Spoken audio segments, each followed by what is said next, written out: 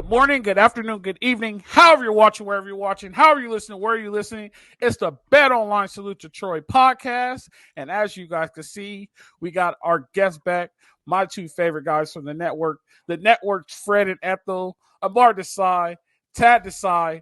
They could argue over who's Fred and Ethel because they argue all the time like Fred and Ethel. But I'm going to kick it to Amar first because he's closest to me. How are you doing this wonderful Monday evening, even though the sun's still out? Favoritism. With the time change, yeah, the sun's still out. But yeah, I'm good, man. It's good to be back on Salute to Troy here. Crazy happenings in the NFL. We got a lot of moving and shaking here, but obviously we'll talk about that maybe another time because here to talk about Trojan prospects when it comes to the combine. So yeah, it should be fun times.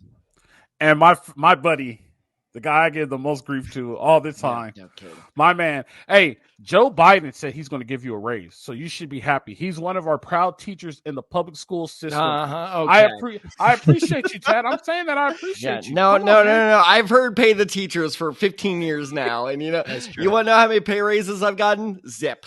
If you come to California, you get a 5% pay raise every year, but that's another different conversation for a different paying day. 10% more in rent, but whatever. How are you doing today, sir? How's Puss in Boots? How are you doing? You know what? I am doing fantastic. Actually, I just started doing a real deep dive on scouting. I watched tape over 10 hours today on just the quarterback class. And so it is spring break for me, speaking of me being a teacher. So it means, hey, if I had the time to scout, I'm going to take it. So be prepared for a lot of analysis coming out from the Desai guys over the next couple days.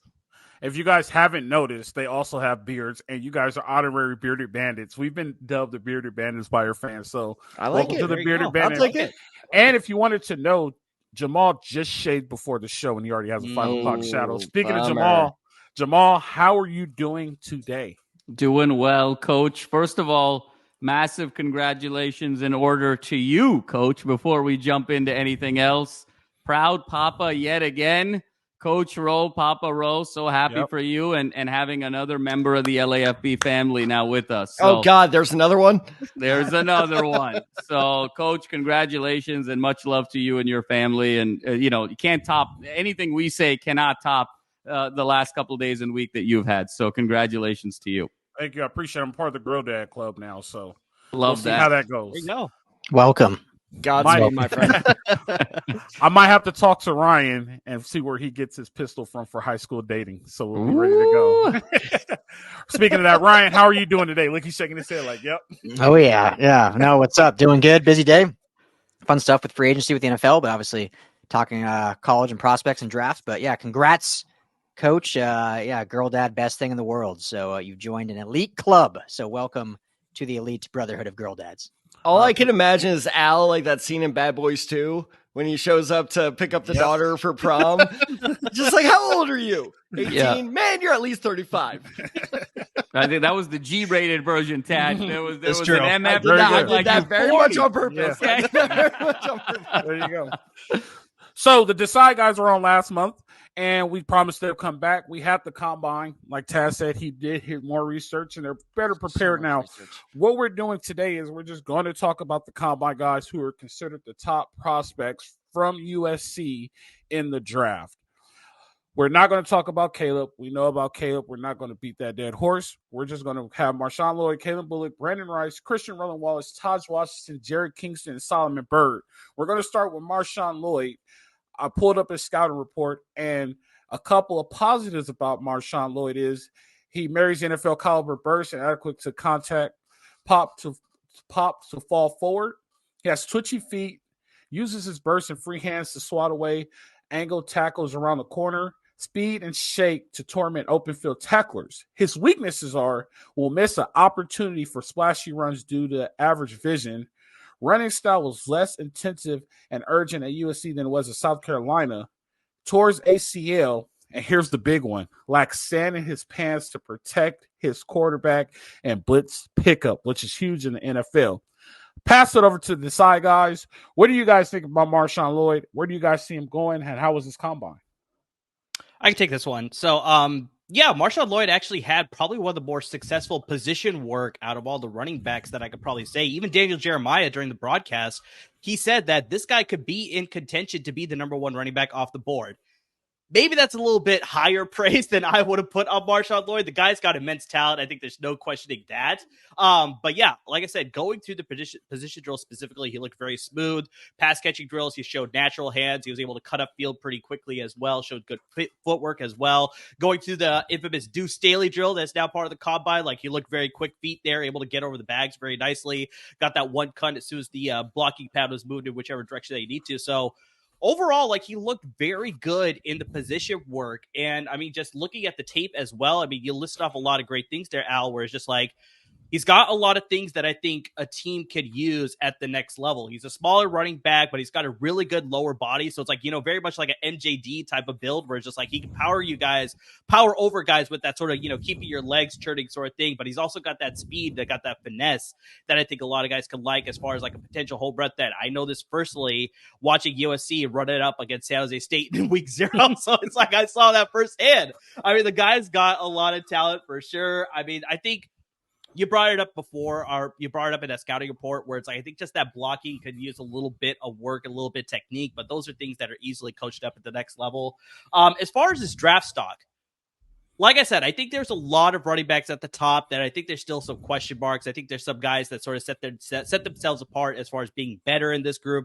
We didn't see Jonathan Brooks out of Texas. He was sort of like, a lot of people's number one as far as the position's concerned.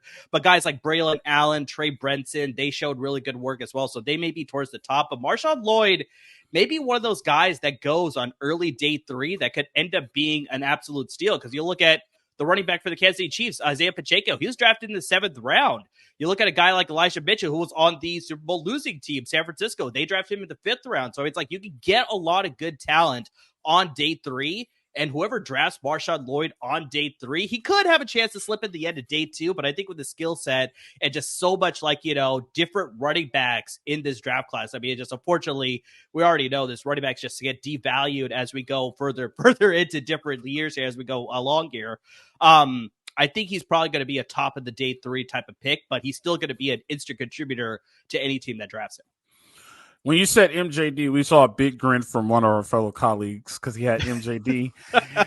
Former UCLA Bruin, for sure. So I'll kick it over to him. What do you think? What do you think of Marshawn Lloyd? We spoke about him a lot this year. Your quick thoughts on Marshawn Lloyd in the draft?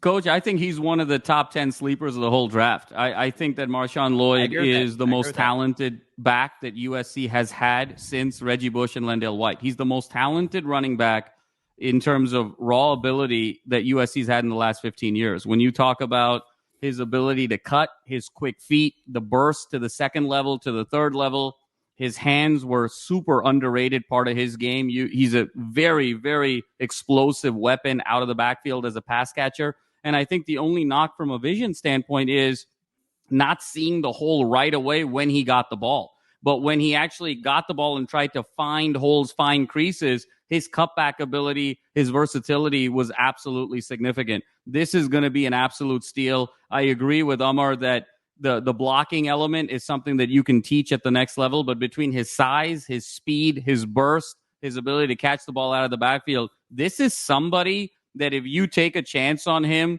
day 3, he is going to be an absolute star for your team. I think this is one of the best kept secrets in the entire draft, and I'm very high on Marshawn Lloyd. Stock up or down? Up. After the combine. Up. After the combine, 100% up. 100% up. All right, moving forward, we're going to go over to safety Calen Bullock, right? So one thing that sticks out about me when I look at his, I know this is according to NFL.com. When I look at his scout breakdown, his production score for the combine was 59, which is like a red score. Some of his strengths, which I think he has a quick burst and a smooth stride.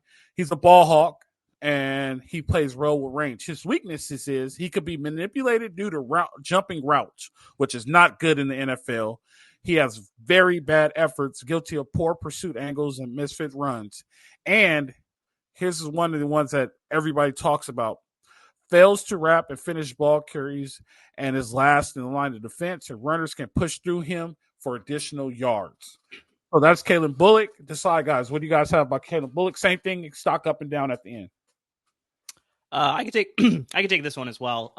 Calen Bullock, actually, me and Tad have talked about this on our podcast. As far as the safety class for this year's draft, It sucks. Lots of question marks. It's just I'm not sure what we're going to get with this year's draft class. And so this allows a player like Calen Bullock to sort of go up in the position rankings because there's such uncertainty at the top.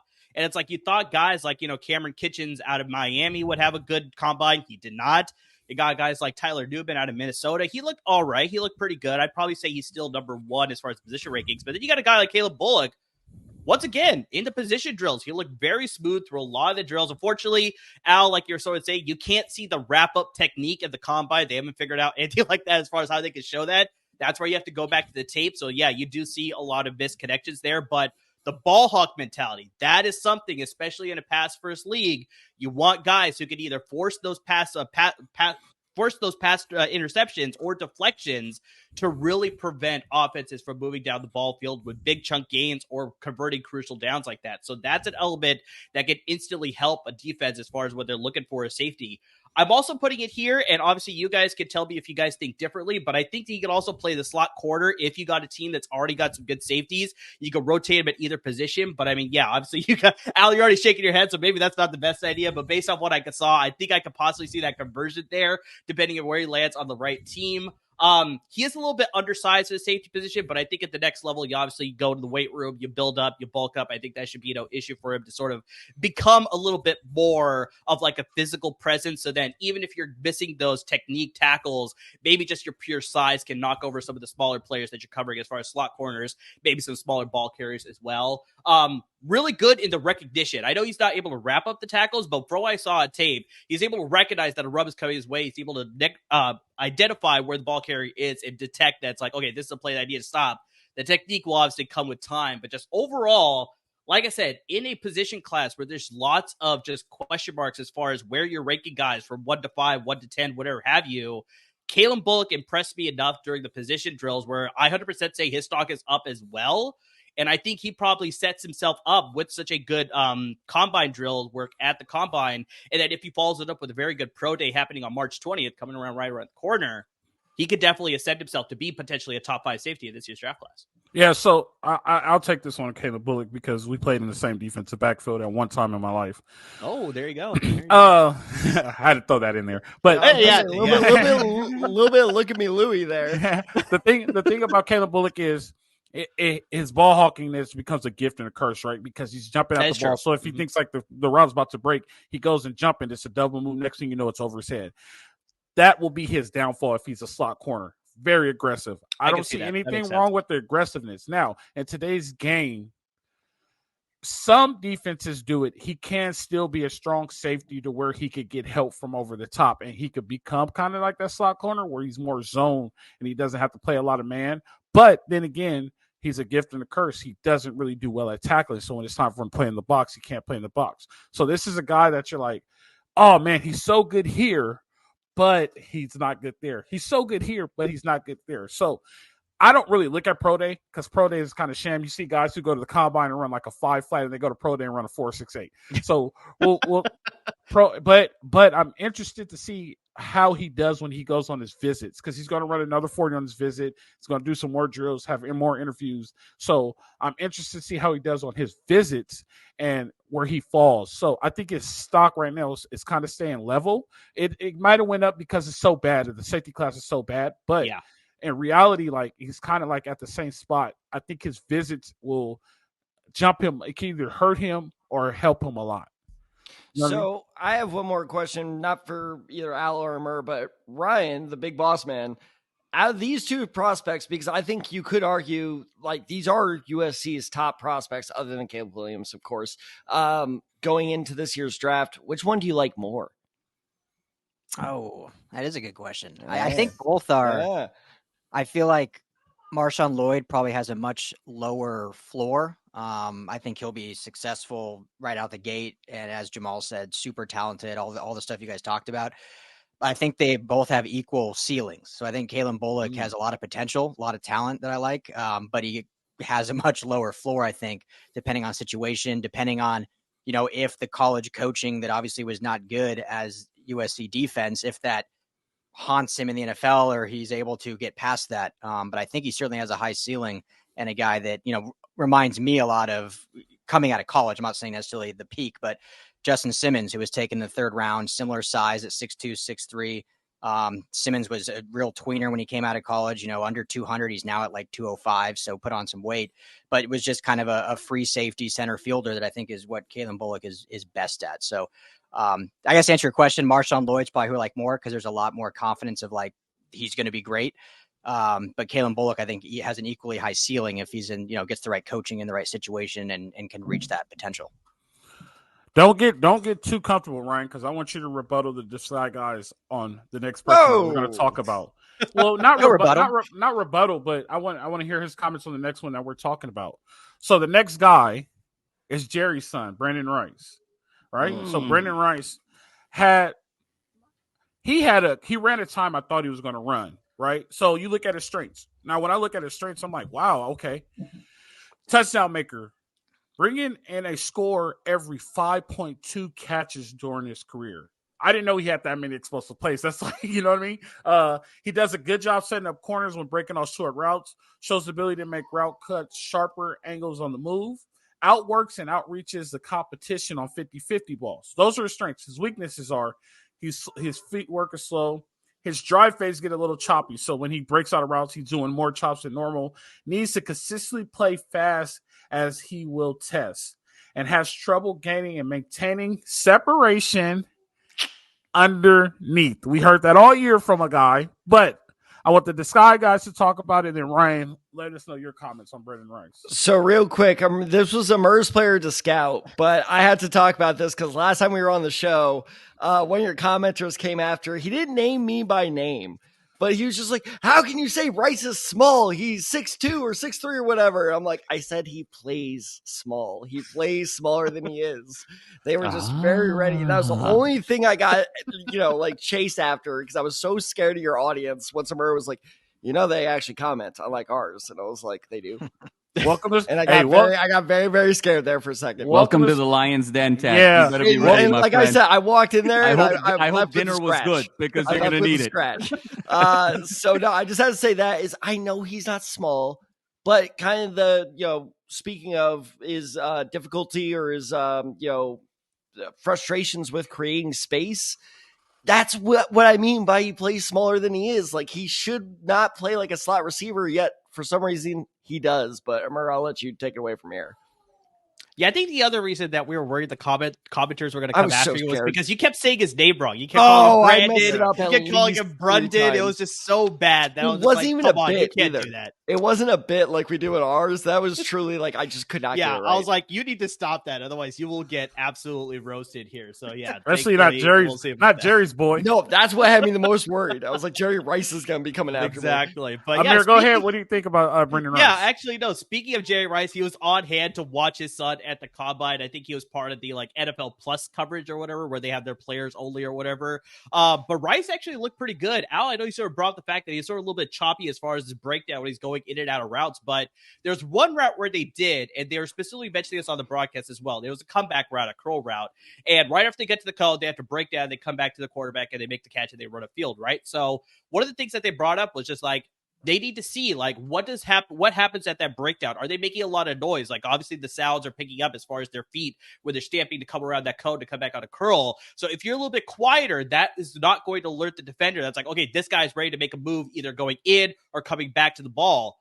Brenden Rice was actually one of the few that actually broke down very quietly. You couldn't hear a lot coming off of his feet when he was coming on those curl routes. You also saw it the same thing when they're doing an out route going towards the sideline. So I mean, some of those things out that you brought up as far as his breakdown, he actually sort of looked like he cleaned them up during the position work at the combine. Now, obviously, that's only one time break through the drill. Probably if you run that 10 out of 10 times, maybe the other 5, he's not as good. But it seemed like he worked on that. It looked really good during the position work. He made a fantastic catch on an out route going like off of probably like a flag route or a post route going to the left sideline. He makes the catch. He doesn't drag his feet. His dad notoriously rips him on the podcast like, you got to drag your feet in that situation. This isn't the college level. You're going to the NFL. You got to get both feet in, but he made it still a sensational catch there. Some of the things he was not as sharp as, unfortunately, when you live in the shadow of a Hall of Famer, the GOAT at the receiver position, he's not as sharp in the slant routes as his dad was, but that will come with time overall. But just his hands look really good. He was, making all hand catches. He was not catching it with his butt. body. When he was going through the gauntlet drill, he was going with good speed, so he felt confident in his catching abilities as well. So, I mean, this is the tough thing with Brenden Rice, though. This wide receiver group is so deep that he's just going to get lost in the shuffle, unfortunately. So he's probably going to go in like the 3rd round, but in any other draft class, he might have been pushed towards the top as being one of the top receivers taken, but just because there's just such elite talent ahead of him, unfortunately, he's going to go a lot lower. But very similar to what we were talking about with Marshawn Lloyd, any team that takes him, they're instantly going to get a playmaker, a difference maker. He could develop into a very good starter in the NFL. So 100% after the combine, I think his stock up is good. Maybe I'm a little too optimistic. I got a lot of these guys going, the stock is going up. So, but I really like Brenden Rice. I like the work. Ryan, what do you think? Yeah, I mean, I've all Trojans players. I think he's had the best, whatever you call it, the circuit since the seasons. You know, Senior Bowl was great for Brenden Rice. Combine, I think, was good. So I think his stock has improved mightily since the season ended, and obviously he had 12 touchdowns and good production. I think the biggest thing for him is his production, and his just ability has improved year over year over year. So you've seen a continued trajectory up. How high is that? That's the big question mark that I think a lot of scouts and GMs will have. I think his biggest flaw we saw last year was just the route tree. Great on go routes, but he wasn't spectacular at anything else. Still productive.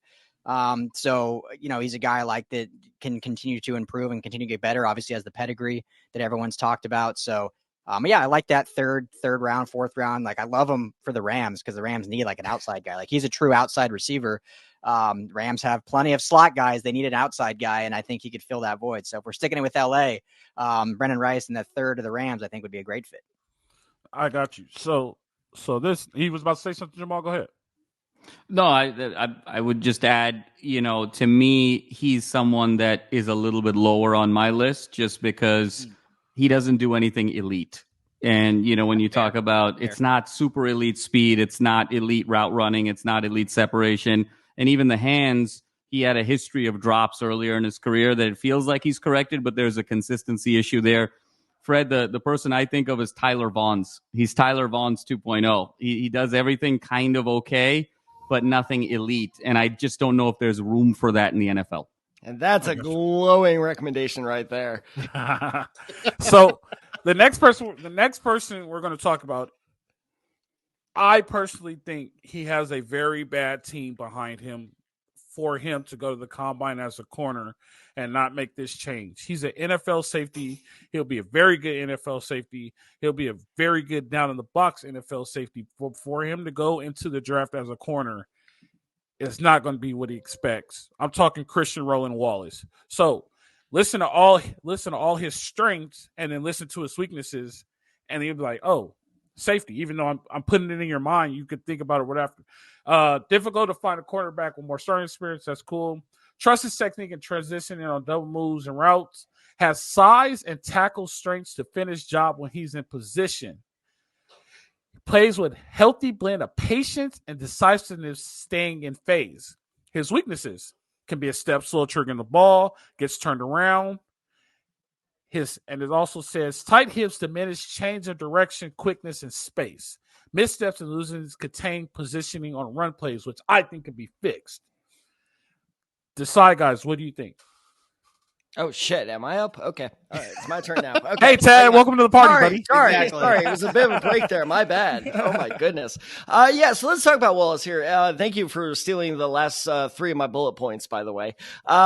Is exactly that. Is the biggest complaint about him going into the combine was, and this is very clear from his tape, he is a stiff corner. Is the change of direction with not even really shifty moves, even a very simple double move, he lost a receiver. And it was very, very tough for him to, that's okay if you have that recovery speed, if you have that recovery ability. He had 0 of that. So going into the combine, I was questioning, is this guy going to be a safety? And then fortunately or unfortunately, depending on the way you look at it, his official measurements came in because kind of like what you said of these school time, these school 40 times are mysteriously 0.2, 0.3 seconds better than the official time. Well, so are a lot of their measurements. I'm going to help me out here. Who was it? Troy Franklin came in 6 inches under what he was initially measured at. something like that. His weight was also inconsistent too. It was insane. Like some of these measurements can be so far off. And so Wallace officially came in at 5'11", 201 pounds. Not great. Not great. Now, I will say this. He did show improvement from his time at Arizona. I watched some of his tape both at the U of A and at USC. And at USC, he had 9 pass breakups, which was, his career high. But if you watch those pass breakups, that tells me that he is a better, like, kind of high coverage player than he is more of a man-to-man guy. Because while he is very good at press coverage, if he plays off the ball 5-10 yards, he's screwed. He is screwed from the get-go. I'm telling you that right now. So while I really like him, speaking of the combine, he had 17 bench press, which was impressive for a defensive back. He did show up, and I will give credit where it's due. I just called him a very stiff corner, which his tape shows, but him in those on-field drills, he showed fluidity. He showed just this very, like, kind of grace that was like, where was this all of last year? It's just like, now you decided to show it. So I think he actually completely saved his draft stock. Not that it was plummeting, but he was on the border of being drafted or undrafted. I think he's solidified himself as a solid day 3 pick now. Yeah. So, I'll take this one, guys. So he could easily go to day 2 as a safety. And I'm gonna tell you why. Does he want to play safety is the question. It doesn't matter. Do you want to get paid is the question. Right? Like, do you want to get paid is the question. At this point is, do you want to get paid?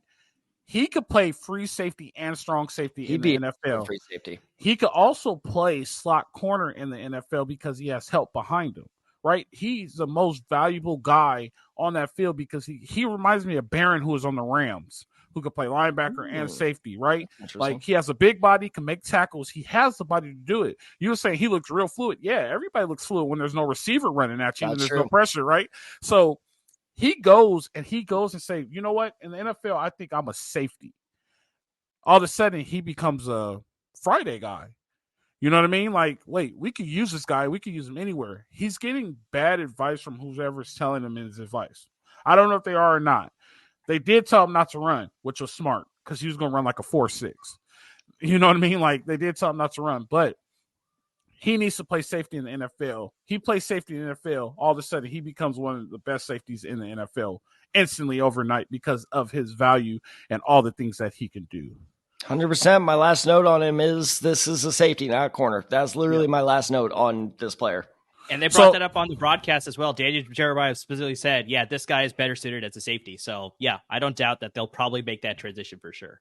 Yeah, so our next guy, our man Ryan, he's having technical difficulties right now, has one of the – this is – so he might just be boycotting the next guy. I mean, no, guys. His daughter's prom date just showed up. He has to go get paid. Yeah, exactly. So we all – he's got the gun. I was still here. No camera. Yeah. We all have well, Jamal didn't, but me, I was a big Austin Jones fan. This next guy, by far, Ryan was his biggest fan, right? Plays wide receiver. That's all I have to say. Ryan knows exactly who I'm talking about. Biggest fan.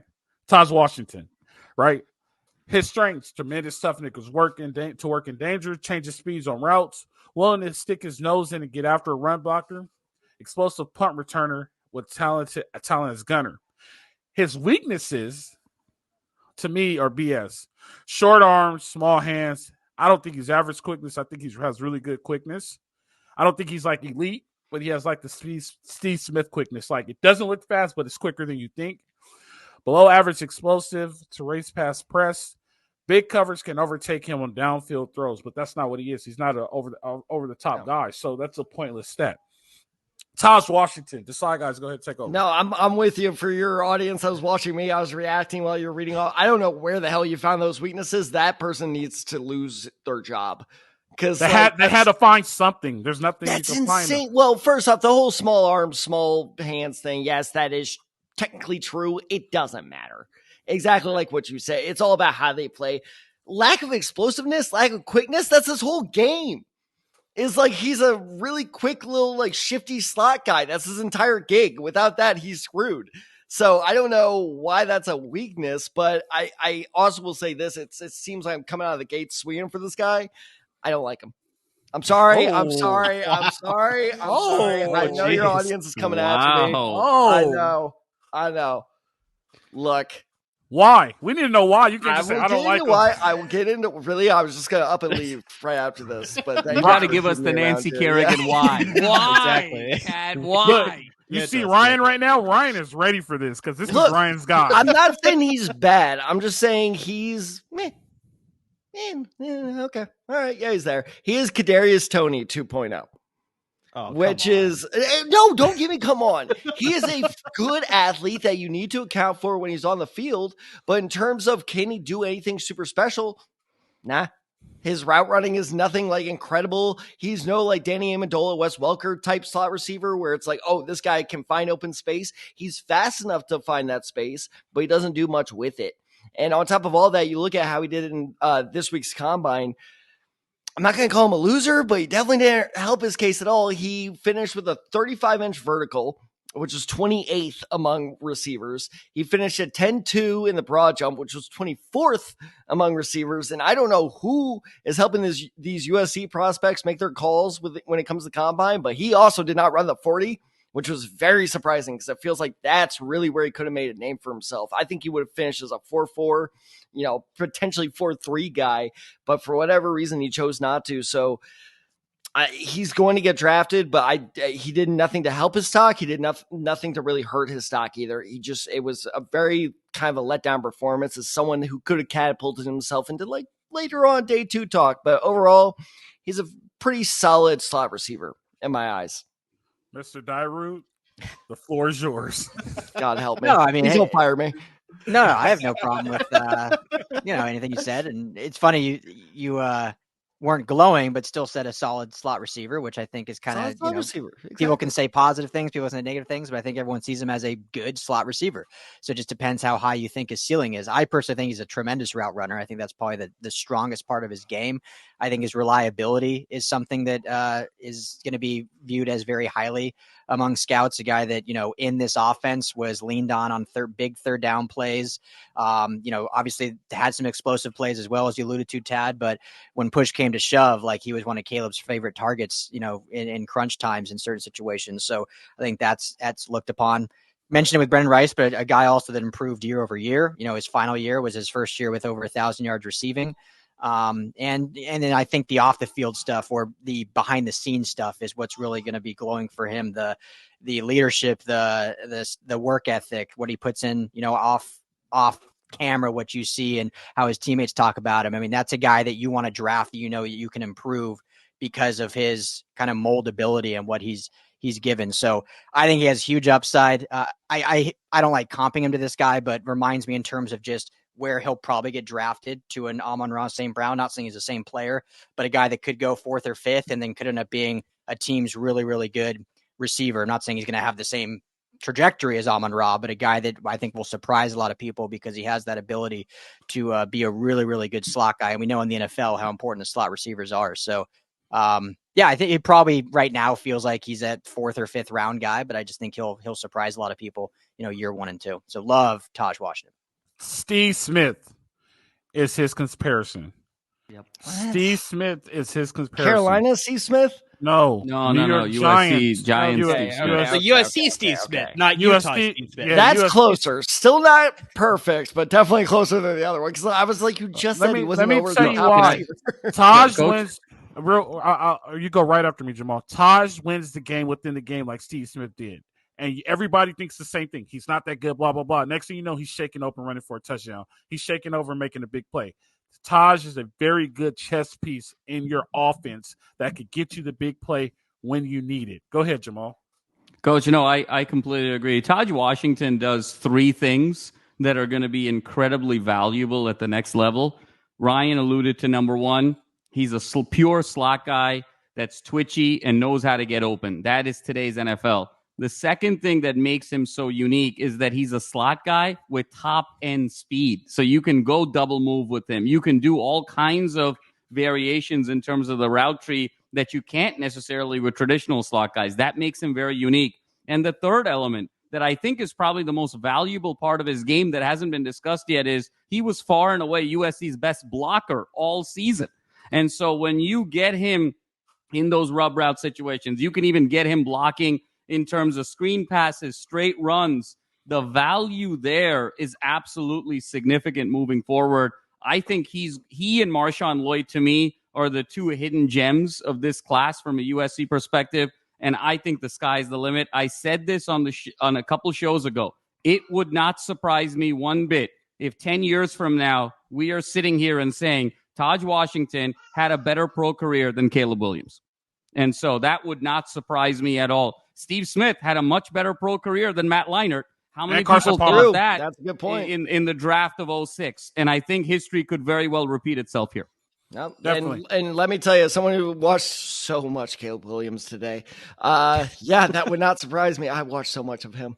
He is so confused. I almost texted Murray in the middle of the day. That man is the most confusing, frustrating prospect I have seen probably in my entire life. But that's a whole other episode. So I will say this: just go watch Steve Smith in college and watch him in the pros, and then I want to ask you, just watch him and tell me what you think, and I'll ask you in a DM, what do you think of him?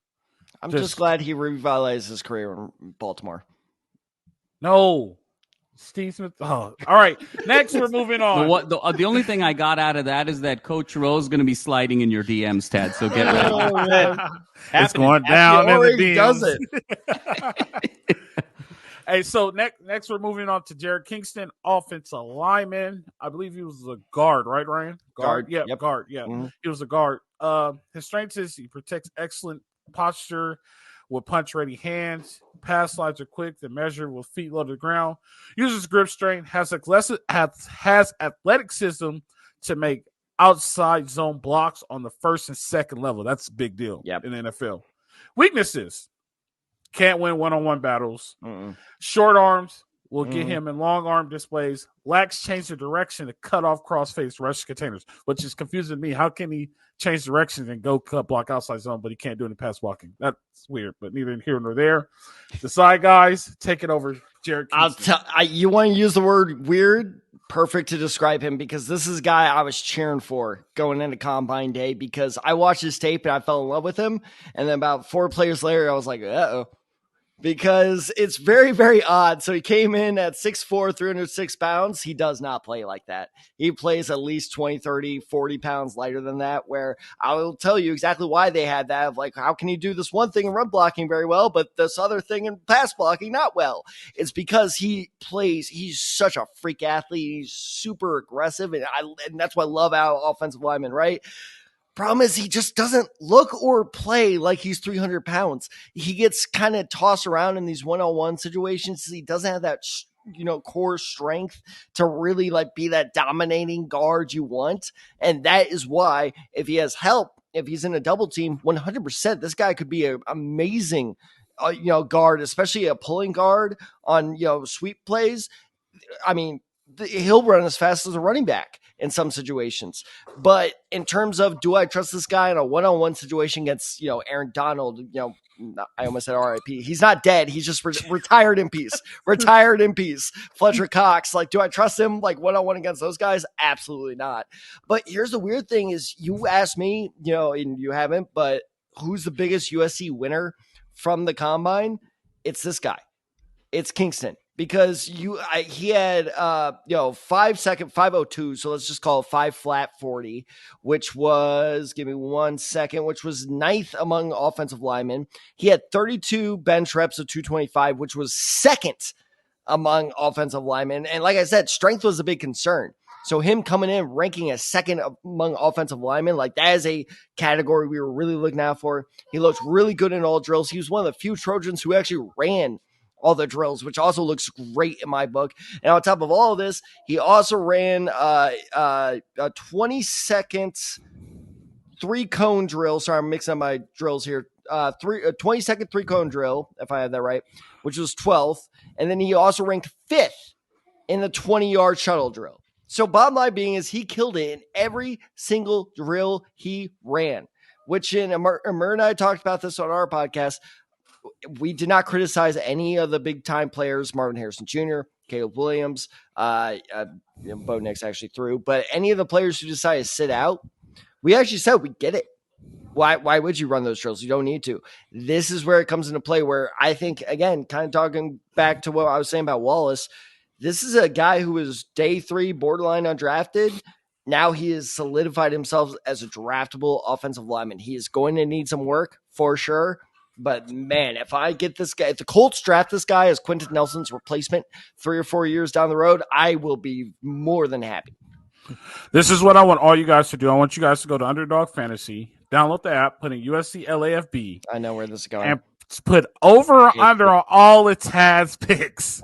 Let's do it, dude. Over the round or under the round. I'm so sorry, dude. We'll give you $100, and we want to see if this works. Leave it in our comments the day of the draft. We'll have live stream coverage. We'll be on the Desai Guys channel. Over under on all the Taz picks. Let's see how much he hits. Who wants to take this, Ryan or Jamal, on Jarrett Kingston? Allen Robertson. That's all I'll say. Who wants to take? Yeah, Jamal. All I'll add to that is I just think he's kind of scheme dependent a little bit. I think he'd be much better, obviously, in a zone scheme. So if he is able to go to a team like that, I think he'll fit well when he can, get off blocks and be a pulling guard in a lot of situations and be real active and mobile and show off his athleticism there. So can probably learn into a gap scheme system, but I think a zone scheme is where he could have an impact a lot quicker. Yeah, I'm not high on any offensive lineman at SC. Go ahead, Jamal. Yeah, no, he's athletic but super raw, and just given where SC was offensive line wise over the past couple of years, you got to really believe in the ingredients and what you can do in terms of that system. And the one thing I'll say, Tad, is in middle school I was a 3-time spelling bee champion and I won hopscotch twice. That doesn't mean I'm a good football player. So the fact that was second in 20 cone. And what does 40-yard dash have to do for an offensive lineman? It's the 20. The 20 matters, Jamal. The 20 does matter. Well, you know what? I wasn't trying to take any cheap shots here, but since a majority of USC players decide to sit out the combine, it's not so easy to do a USC combine. Hold on, wait. Hold on. Let's keep it rolling. In the words of Joey Witt's sister, let's keep it rolling because we'll address that because we want to get Ryan out of here on time. Our last guy, Solomon Byrd, strengths, very short list. Displays adequate play strength in his upper body, possesses lower body strength, being a sink, focus and talent on creating strip sacks when he's in the pocket, uses a variety of moves. His weaknesses is below average, explosive and twitch, rush attack lacks get off, quality tackles with speed, has trouble navigating through tackles with length. That's very true. Sets firm eggs with arm extension can be a struggle. That is also true. Desai Guys, what do you guys have on Solomon Byrd? Murray, do I do the thing? Go for it. Okay. Yeah, he sucks. Yeah. He's terrible. He's just not good. I'm sorry. I know it's a USC podcast and I understand we're very truthful here though. We're very truthful. It's true. And I can't lie. I can't be hometown hero here. He's not good. I watched some of his tape. I watched 3 of his games, and after those 3, I was just like, I'm done. He has no arsenal of pass rush whatsoever. He just bull rushes every single time, and that'd be different if you were so physically dominant. But this guy, let me pull up his measurables real quick. 6'3", 255, big. Could definitely kick my ass, but he's not big enough to, kick the other team's ass. So it's just, he bull rushes every single time. He does have a high motor. I will give him that. He takes no plays off and it's very admirable, which is why I'm sure the strip sack thing is there. Cause whenever he does get to the quarterback, that man's like a, badger back there. It's he's just running like crazy. So of course he gets the football, but unfortunately he just doesn't get back there enough. He doesn't do it consistently enough. And on top of all of this, like I said, he didn't run any drills. So I have nothing to base off, if we're basing this off the combine, I have nothing to base off other than bad game tape. So no, he's undraftable, and I don't know why he didn't run any drills because he should have. And the fact that he didn't, I think just sealed his fate at this point. So first thing I'm going to address, Tad, this not doing any drills thing is 35 years old. I'm just saying, it's 35 years old. Is this a combine episode or not? This is the first year that they made it a big deal. It's 35 years old. But talking about Solomon Byrd, he was so raw coming in, and he never got any better. I don't know if it was a lack of coaching or he just hit his peak in high school. But he still is very raw. He runs with his chest out the offensive tackle. He, like you said, he can't set the edge. He's a little timid, and the only way you fix timid is you go down a yellow brick road and find Oz, right? But only he doesn't really have it. You know what I mean? And in the NFL, you need it because these are grown men trying to feed their families every day. He doesn't really have it. He should have participated in the combine because he needed to. Oh, I thought the drills didn't matter. Hold on. There's a difference between when you're going on Thursday and when you're trying to go on Friday.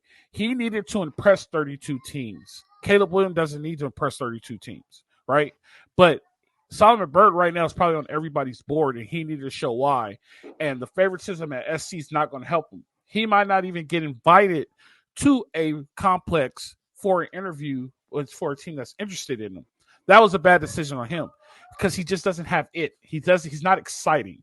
You know what I mean? So he was one of the flaws in the defense. So hopefully it works out. I wish him nothing but the best, but he's probably one of the stocks that are very, very bearish right now. So well, and that's why I make such a big deal out of the drills, is because notice how, again, I don't blame Caleb Williams for not running the drill. Yeah, why would Caleb Williams need to run the 40? That does nothing but hurt his stock, if anything. But a guy like Byrd, that's why you run the drills, because you're on the edge of. And look at like what I just said about Kingston. Kingston, I was like, okay, and like Jamal said, he's very raw, but like after his combine performance plus the things I see on tape, I see enough promise there where now I'm convinced.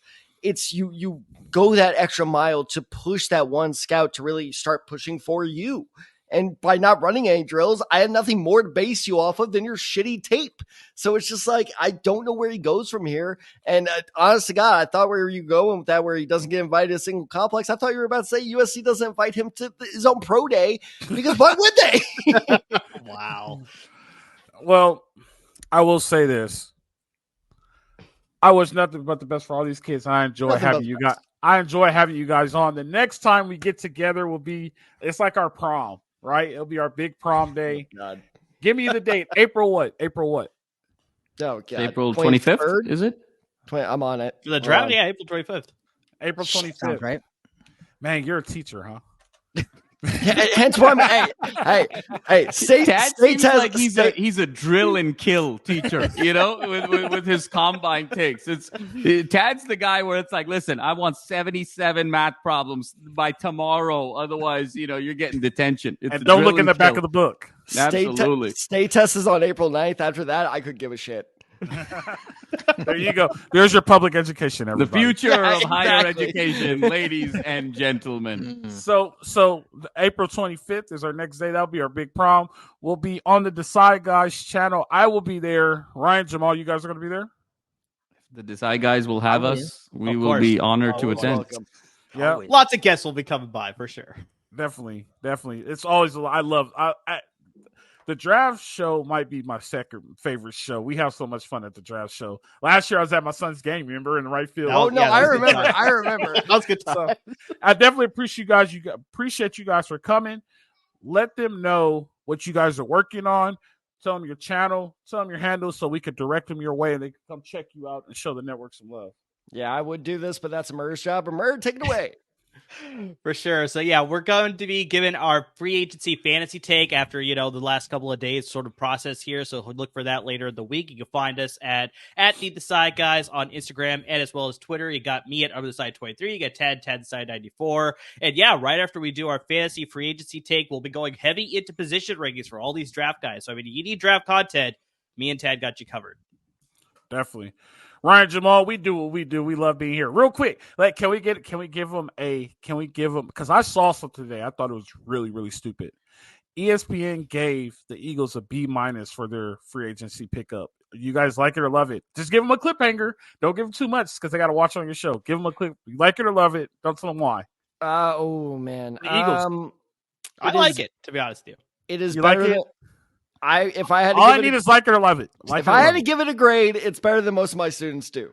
Oh, there you go.